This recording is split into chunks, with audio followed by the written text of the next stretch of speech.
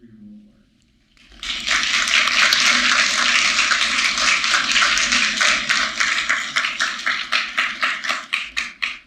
What an honor. It has been such a pleasure to work with John. I'm surprised at how much work it does take to put this together. And it's been, I think it was postponed because of COVID, so it's been going on much longer. Today has arrived. I feel a little like Rip Van Winkle, you know? And to have you all here when I've been in hibernation for so long is especially joyous. So thank you for coming.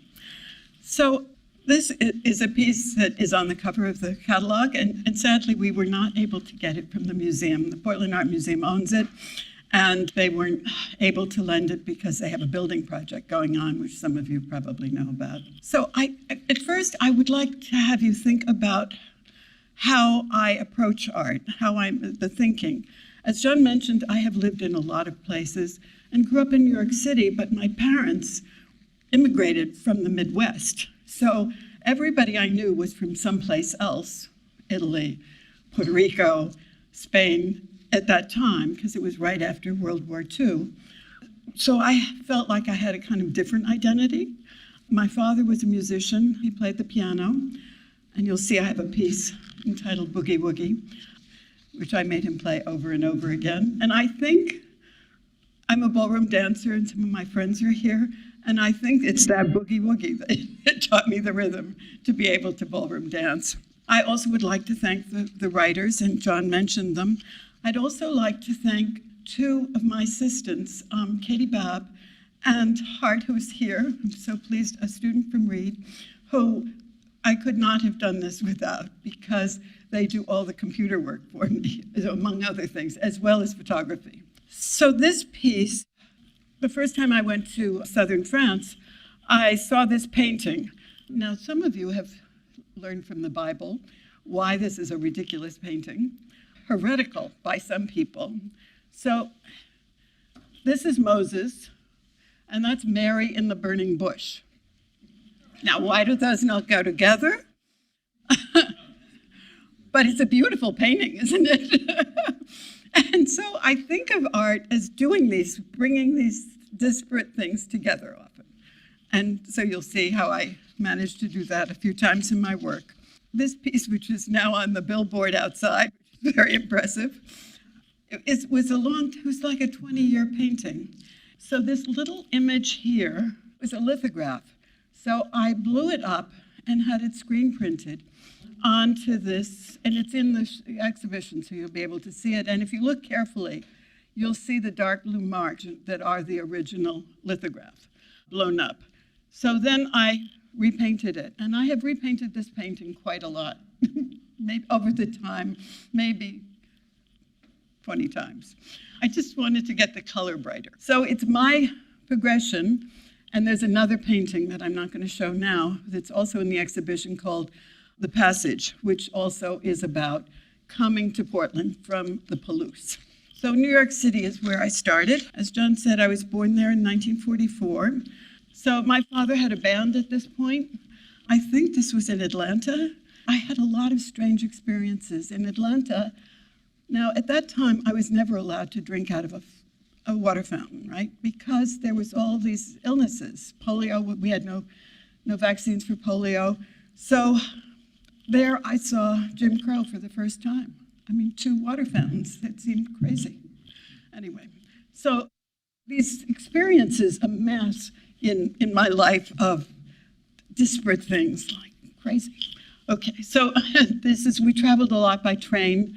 Finally, when we traveled by airplane, they were not pressurized. I don't know if any of you have been in a plane like that, but my little sister got quite sick.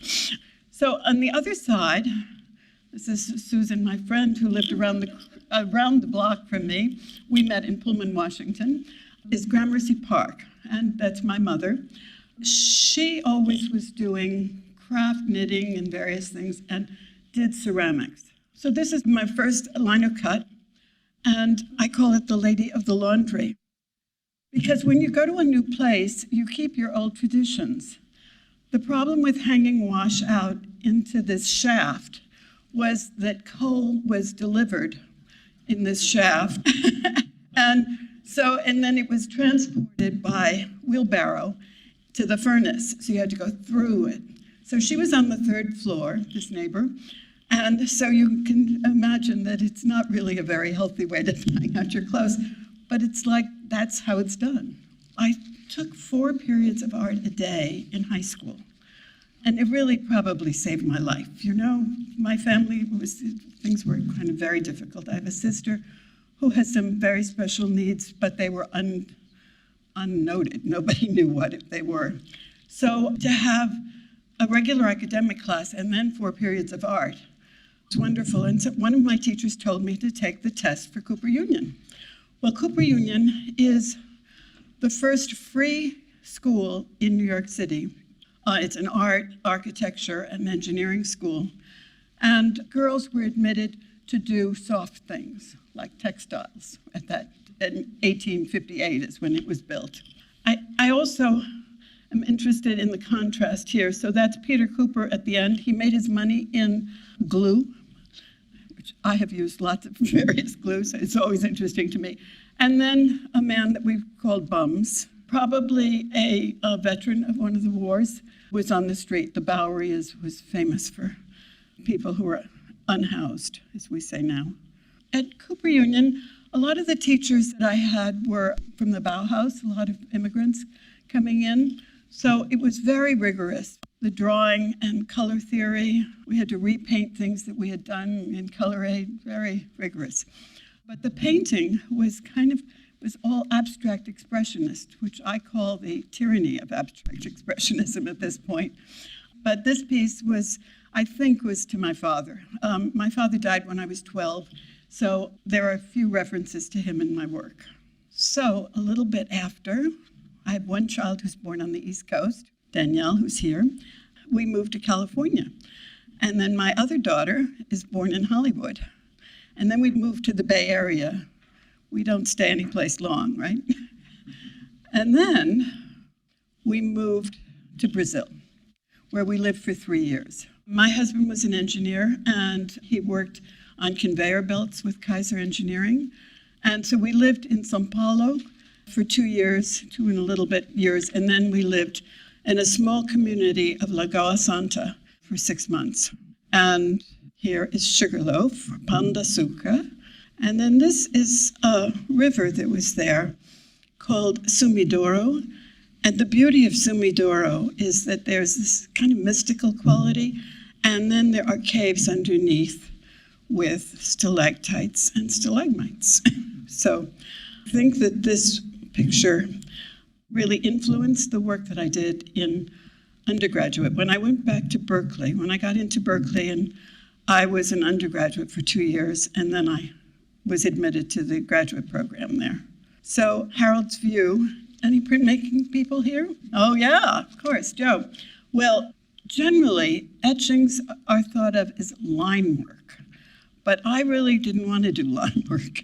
So I figured out processes that did tonal work, that did surfaces. You might tell that I really like very different surfaces.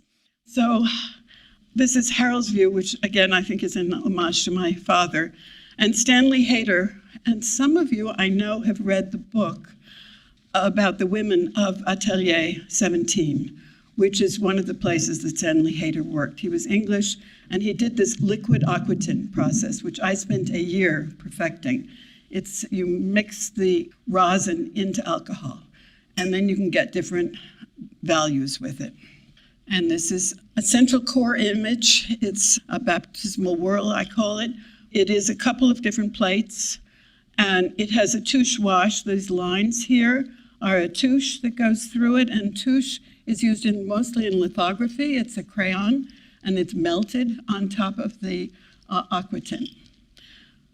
At the time, feminism was becoming, and there's something called central core imagery. So this would be one of them. And these are in the exhibition, so you can see them. There's nothing like seeing a print firsthand. So this was a period of time. So I'm in graduate school now. So this is UC Berkeley. It used to have a name that has been changed, it was the Anthropology and Art Building is what it's called now. Bella, do you recognize this building? My granddaughter is a student at Berkeley. So if you can see the lines that are not the lines of the building, those are all electrical tape. And I did them to all the doors, into the 3 doors into the building. And they are from a one-point perspective. And the idea is to really understand the building I was in. I am the first generation person to go to college. So it's like, like being in Brazil, it's all new to me, So I'm always trying to figure things out. So these lines, and in those days, we did not document things well. So this is the best picture I have of this one. And then I made these boxes called Fluid Reflections, and they have an inside-outside as well. But I got rid of the architecture and just had the tape lines. And then when you open it up, you have that aquatint, the liquid aquatint. They have dollhouse hinges, and they're made with balsa wood and mulberry paper.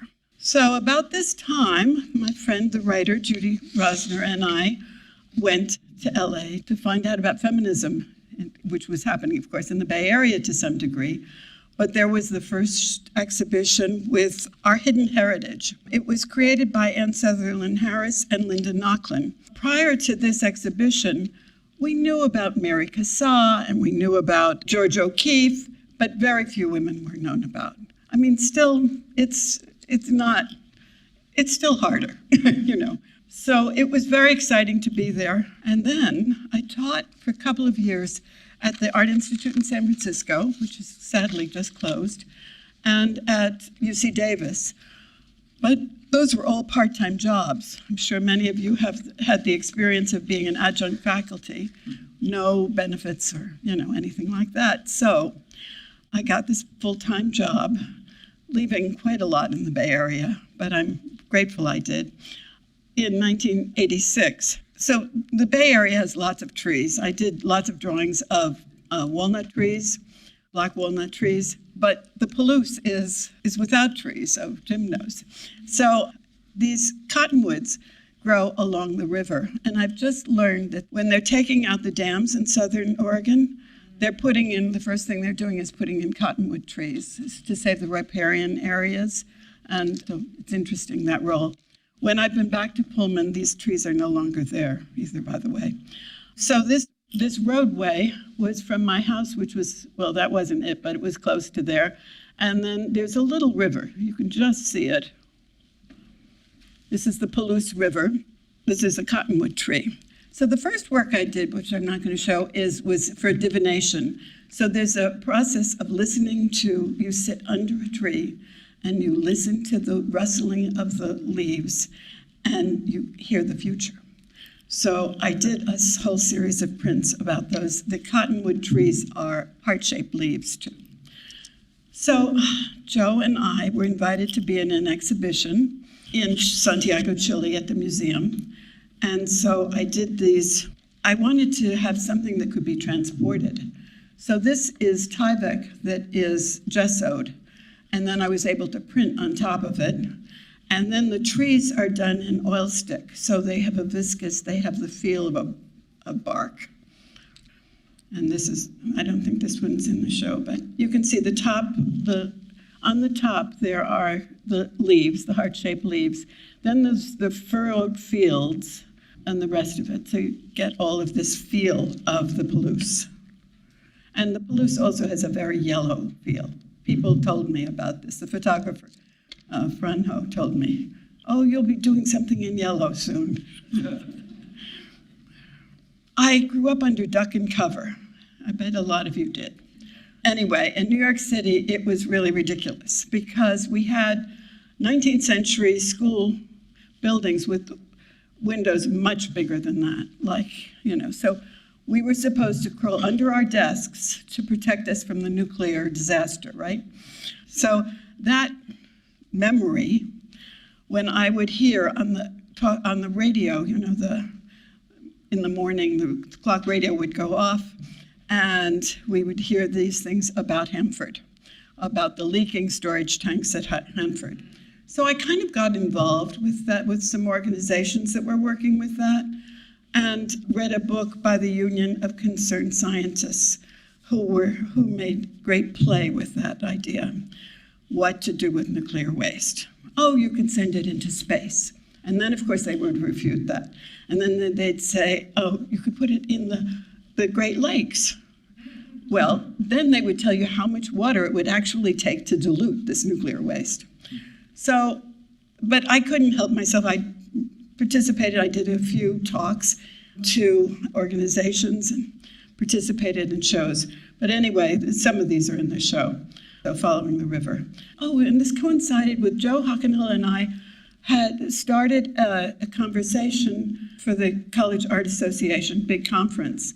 We did a panel, and we had Golden, who makes golden paints, on the panel. And so we were talking about non-toxic ways of working. And this is really early. I know today people are talking about this all the time, but this was a long time ago. So I was changing the printmaking facilities into non-toxic, totally, so that we used, Golden made a screen printing base so we could use colors in that. So these are all very bright. So this next piece, again, remember that image of the church with the Old and New Testament, right? So bringing two things together, well, I'm bringing several things together in this one. So my partner Doug and I went to Lookout Towers in Idaho, and you can rent them. And the Beat Generation did a lot of writing in these towers, for those of you who are writers. And I took the pictures, the photographs are all taken from a lookout tower. But I was also practicing my Photoshop techniques, so I enhanced them, of course, right? A little hubris, right? So after you get tenure, you get a sabbatical. So I got a sabbatical, and I was granted one in southern France at Lacoste, which interestingly was started by a Cooper Union person. And it's beautiful in southern France. And at the top of the mountain is the Chateau of the Marquis de Sade. And he was a big guy in surrealism. I'm not going to go into that. But anyway, with these walls, if you understand the region well, you know what the age is based on how the walls are built. So I took photographs of these, and that's what's printed on. So the first is cave paintings. Lacoste was close. I didn't get to it. I think it was closed. It had some problems at that time.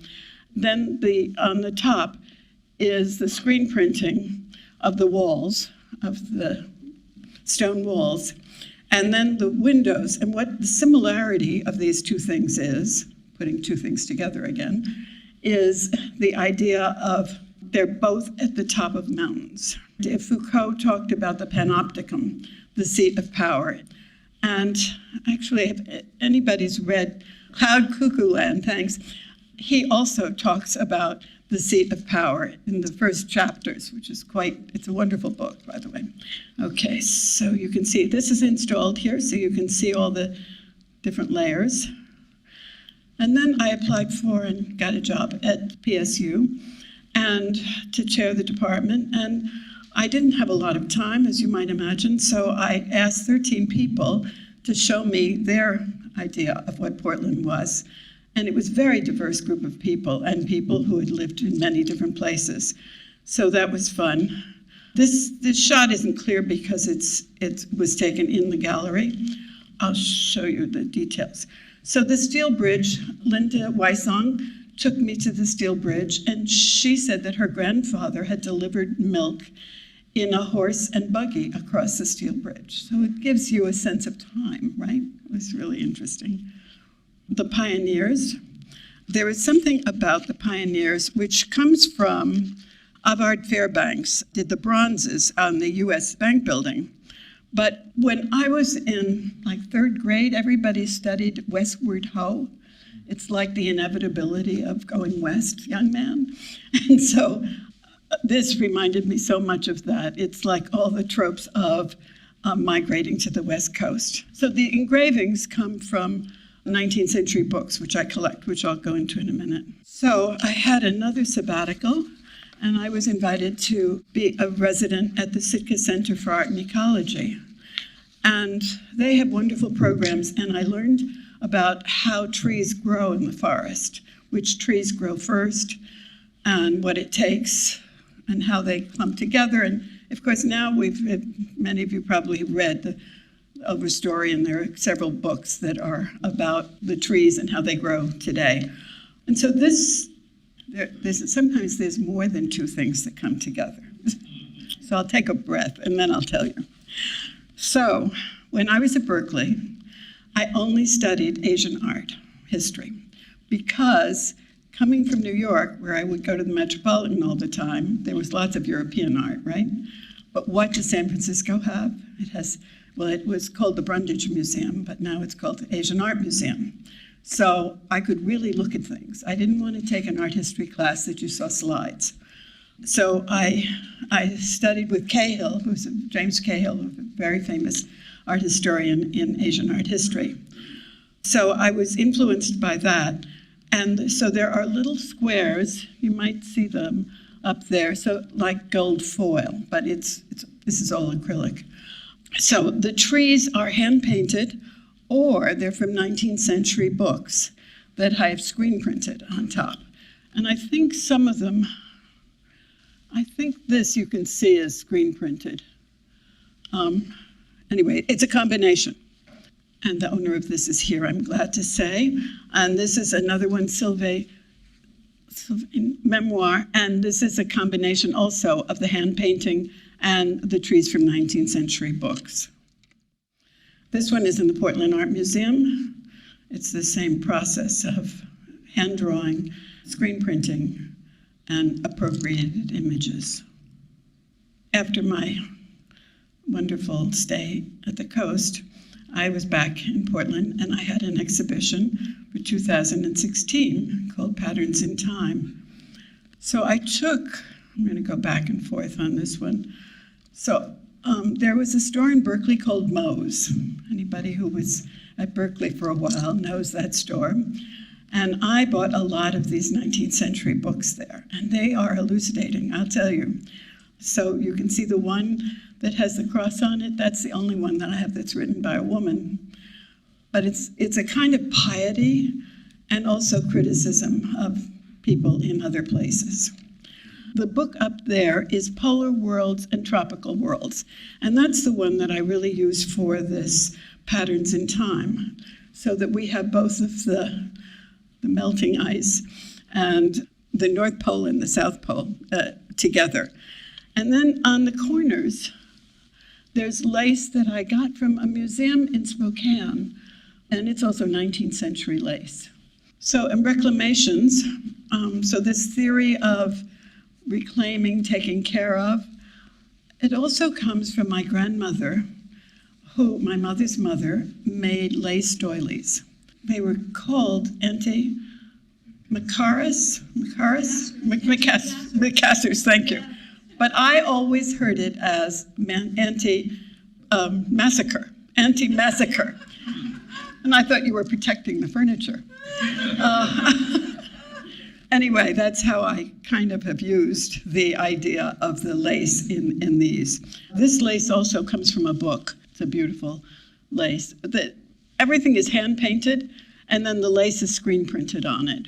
This piece lives in Kansas now. And so here's another one from the same period. I was invited to go into Brazil, and São Paulo was a very polluted city, and I actually had my tonsils taken out there. So even though it would have been a wonderful thing to get to go, I declined. But I have always had this idea about being in the Amazon in some place. So I think that this piece, which also has some lace in it, but this is not in the show. Sadly, we couldn't borrow this one. It's kind of an honor that they won't lend a piece, but it's kind of strange too. This is the Waters of March before the pandemic. I went to Los Angeles to see an exhibition of pattern and decoration. And women artists mostly, but not exclusively, use these patterns and decorations in various ways artistically. And so this was a wonderful museum exhibition. Of course, as we got back on the plane, we were hearing about Wuhan, so this was, the falls are in the exhibition, you can see them. And then the orb, which you can see the doily in the center there. It's kind of like protecting things, but in a tongue-in-cheek way. So the next body of work happened during the pandemic, and this tree is on the walk from my house to the rhododendron garden, which is a few blocks away. And every year, eagles nest in it. And when you're actually in the gallery, you can see the eagles are way up at the top, and the Audubon people always come and they're taking pictures with their super lenses of the babies in the nest. And solo dancer, as I mentioned, I was a ballroom dancer, but I haven't been hardly at all in 3 years to stay alive for this wonderful opportunity.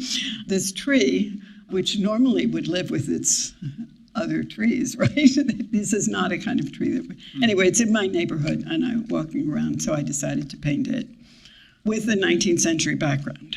And this is the final slide, and it's called Spring Poet, and I think we're all ready for some sunshine, right?